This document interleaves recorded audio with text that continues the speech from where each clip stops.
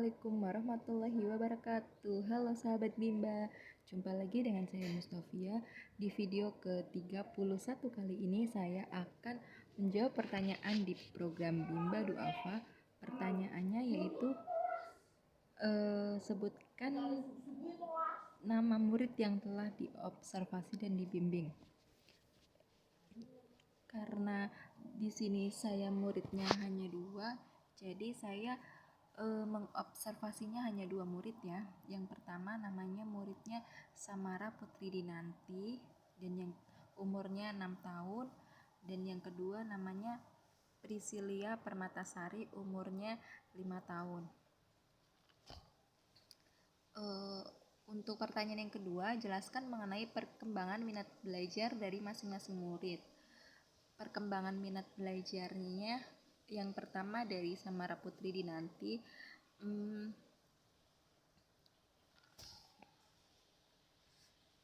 minat belajarnya kalau Samara itu meningkat ya dari hari ke hari,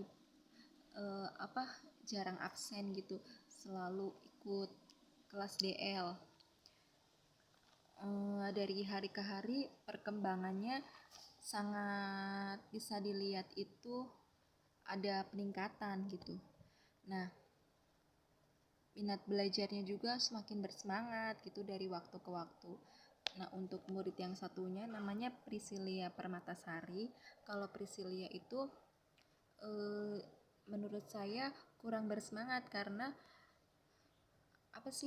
cara pendekatannya juga dia agak susah, dan anaknya itu pemalu dan tidak banyak bicara, jadi kita pun susah untuk berkomunikasi dengan Priscilia tersebut gitu. Dan Priscilia juga sering banget tidak mengikuti DL, jadi sering absen gitu. Paling dari 42 pertemuan itu baru mungkin 10 kali dia pertemuan, pokoknya nggak ada setengah lah pertemuannya. Untuk pertanyaan yang ketiga, jelaskan mengenai perkembangan minat baca dari masing-masing murid. Nah, kalau yang pertama murid Samara Putri Dinanti itu kurikulum bacanya sudah di tahap verbal 4 HVK. Untuk tahapan kurikulum bacanya di modul baca 1, baca 1A, dan untuk yang murid kedua Priscilia Permatasari itu tahapan kurikulum baca baru di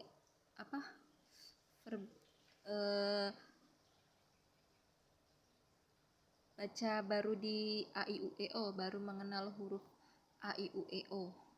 Dan untuk tahapan kurikulum baca modulnya belum ada modul ya, karena baru di modul pelangi seperti itu.